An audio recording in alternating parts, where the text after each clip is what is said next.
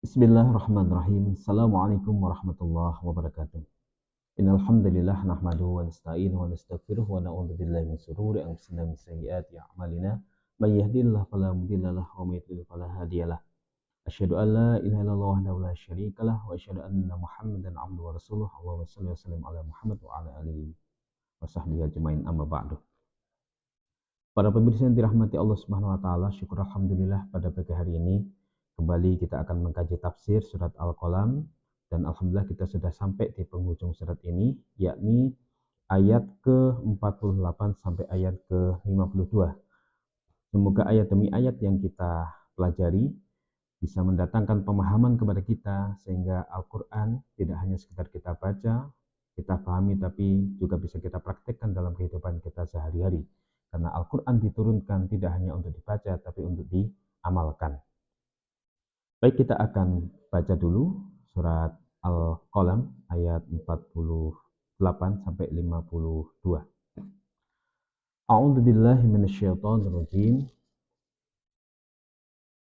Fasbir li hukmi rabbika wa la takun ka sahibil hut id nada wa huwa makdzum laula an tadarakahu ni'matun min rabbih lanubida bil ara'i wa huwa matmum فاجتباه ربه فجعله من الصالحين وإن يكاد الذين كفروا ليزلقونك بأبصارهم لما سمعوا الذكر ويقولون إنه لمجنون وما هو إلا ذكر للعالمين.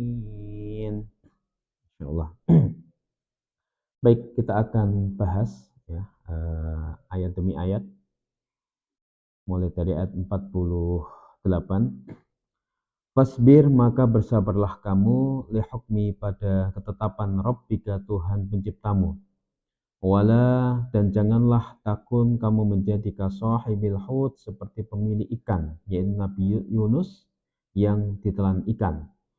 Id, ketika nada dia berdoa, wahwa, dan dia makdum, diliputi kesedihan. Kita lanjutkan. Laula, kalau tidak, karena tadarukahu, mendapatkannya, nikmatun, nikmat, mir rabbihi, dari Tuhan penciptanya. Lalu bida, benar-benar dia dicampakkan, bil aroi, pada tanah tandus, wahwa, dan dia matmum, tercela.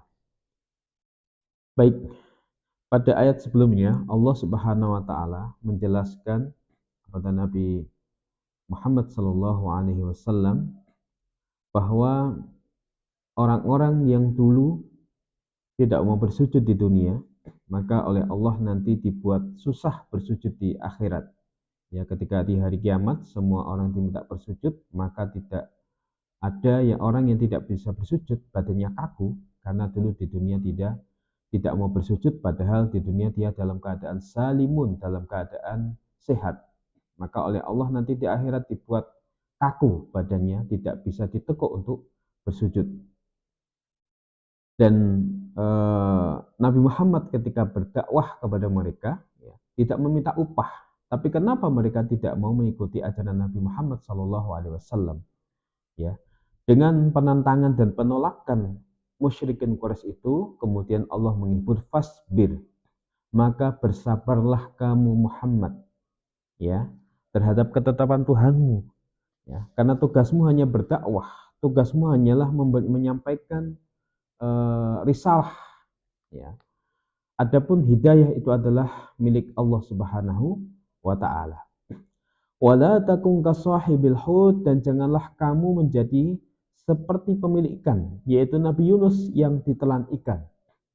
Di mana ya, kisah Nabi Yusuf insya Allah sudah mafhum di antara kita bahwa Nabi Yunus ya pernah berdakwah kepada kaum Ninawa, kemudian kaumnya ini menolaknya, membangkang, ya.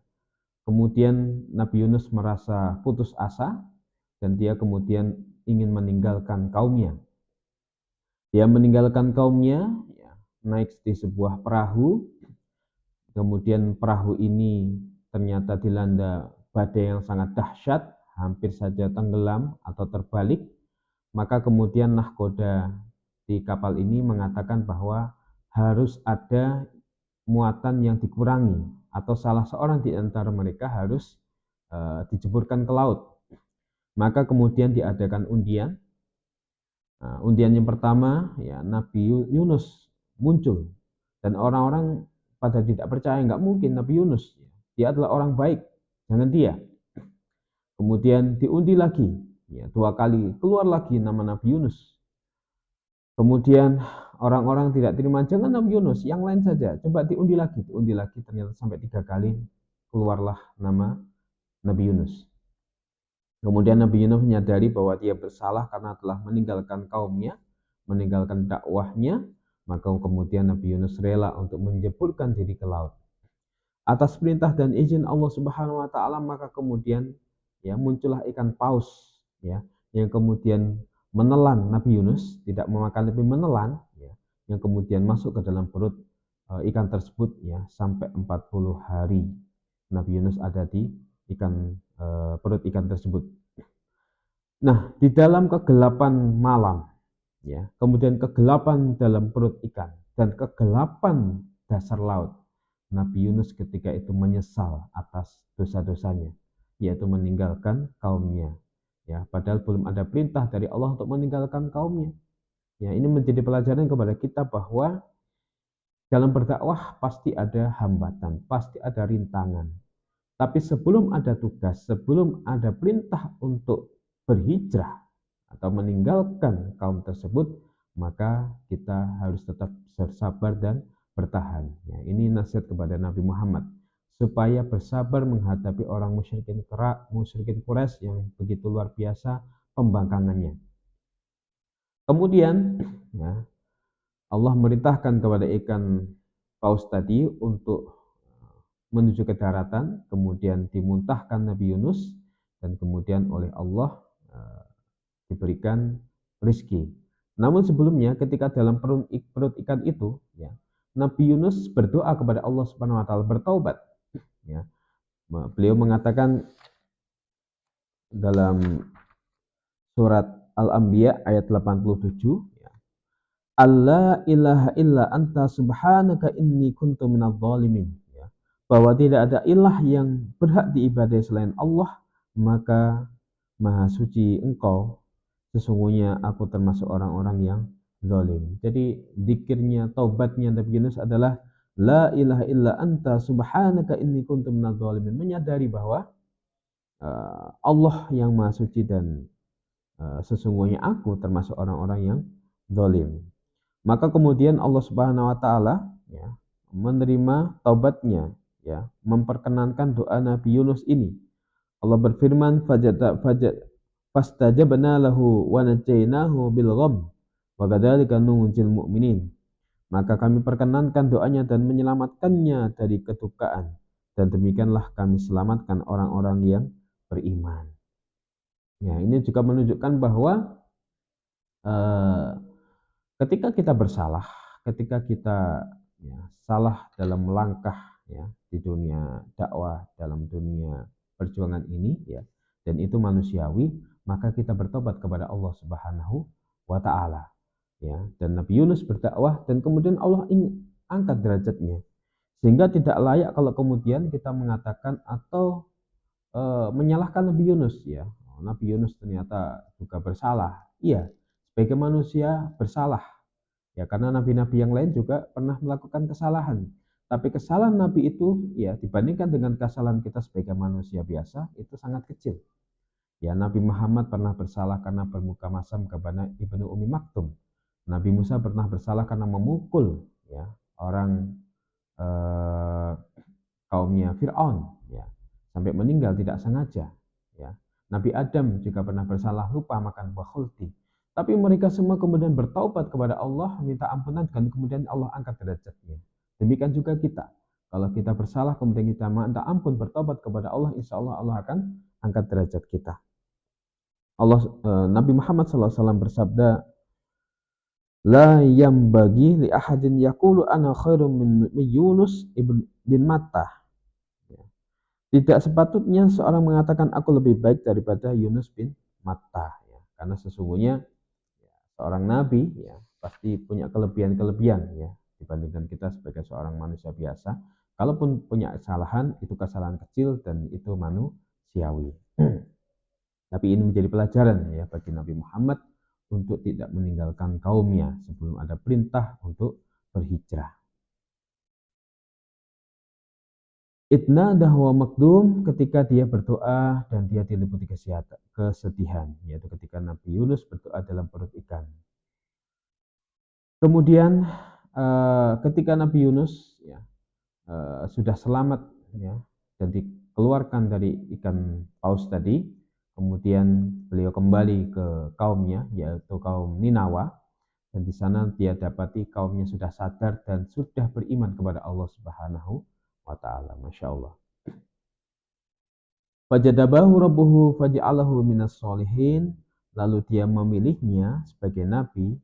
Rabbuhu, ya, Tuhan penciptanya, faja'alahu, lalu dia menjadikannya minas solihin, termasuk orang-orang yang soleh. Jadi setelah Nabi Yunus tadi bertaubat kepada Allah, minta ampun kepada Allah, maka Allah menjadikannya dia orang yang soleh. Dan itulah cita-cita para nabi, menjadi orang soleh dan hidup bersama dengan orang-orang soleh. Kemudian ayat berikutnya, wa iyyakadul ladzina kafaru la yusliqunaka bi absarihim lamma sami'u dzikra wa yaquluna innahu lamajnun. Wa in, dan sesungguhnya yakadu hampir saja alladzina kafaru, orang-orang yang kafir, la yusliqunaka, benar-benar mereka menggelincirkan atau ingin menjatuhkanmu, bi absarihim, dengan pandangan-pandangan mereka, lamma tatkala sami'u, mereka mendengar adzikra, peringatan Al-Qur'an. Wa yaquluna, dan mereka berkata, innahu, sungguh dia Muhammad lamajnun, benar-benar orang yang gila. Orang-orang musyrikin Mekah ini ingin mencelakai Nabi Muhammad dengan ain. Jadi zaman dahulu kalau orang ingin mencelakai orang lain itu dengan tatapan mata. Ya, dengan tatapan mata, apakah itu dengan pujian yang berlebihan atau dengan perasaan dengki, maka orang yang dilihat itu akan jatuh. Ya, dan itu terjadi pada binatang juga. Kalau onta ya dipuji-puji, dipandang ya berlebihan, itu bisa jatuh. Itu namanya ain. Ya. Kalau bahasa sekarang namanya hipnotis. Nah, pada zaman dulu ada orang yang tukang ain, ya, tukang mencelakai orang dengan pandangan mata. Biasanya sebelum melakukan praktek tersebut dia puasa 3 hari, ya, tidak makan, tidak minum, kemudian dia memandang orang dengan perasaan dengki, dengan perasaan marah begitu, kemudian orang itu akan terjatuh. Namun alhamdulillah Allah melindungi Nabi Muhammad SAW sehingga bisa terbebas dari penyakit ain tersebut. Namun ini pelajaran bagi kita bahwa penyakit ain itu ada, sehingga janganlah kita memasang ya foto anak kita atau diri kita yang berlebihan, yang kemudian menjadikan orang kagum ya kepada kita atau orang tinggi kepada kita, yang menjadikan kita mendapatkan penyakit ain. Ya. Nah, Nabi Muhammad SAW pernah melindungi Hasan dan Husain dengan mengucapkan dari penyakit ain ini, "U'idukuma bi kalimatillahi tammah min kulli syaitani wa hammatin wa min kulli ainin lammah." Aku memperlindungkan kalian dengan kalimat-kalimat Allah yang sempurna dari setiap setan, hewan berbisa, dan dari setiap pandangan mata yang jahat, yaitu penyakit ain. Ya, karena penyakit ain ini nyata adanya, yang sekarang dikatakan hipnotis. Ya. Sehingga kita untuk menghindari penyakit ain itu, ya tentu kita harus berlindung kepada Allah Subhanahu wa taala, banyak berzikir ya, dan kita harus hati-hati dengan orang yang berinteraksi dengan kita. Kemudian Allah berfirman, wa ma huwa illa dzikrul lil alamin, dan tidak huwa ia Al-Qur'an illa, melainkan dzikru, peringatan, lil alim, bagi semesta alam.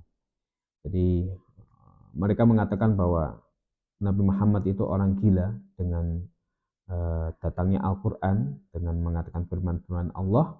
Ya, Allah bantah bahwa Al-Quran itu adalah peringatan bagi seluruh alam. Jadi dia bukan mantra, dia bukan syair, ya, tapi dia adalah firman Allah Subhanahu Wa Taala dan merupakan peringatan bagi seluruh alam. Sehingga kita diminta untuk mengikuti petunjuk Al-Quran tersebut supaya kita bisa selamat dunia dan akhirat. Demikian bisa kami sampaikan, semoga bermanfaat. Mohon maaf atas segala kekurangan. Wabillahi taufiq wal hidayah. Assalamualaikum warahmatullahi wabarakatuh.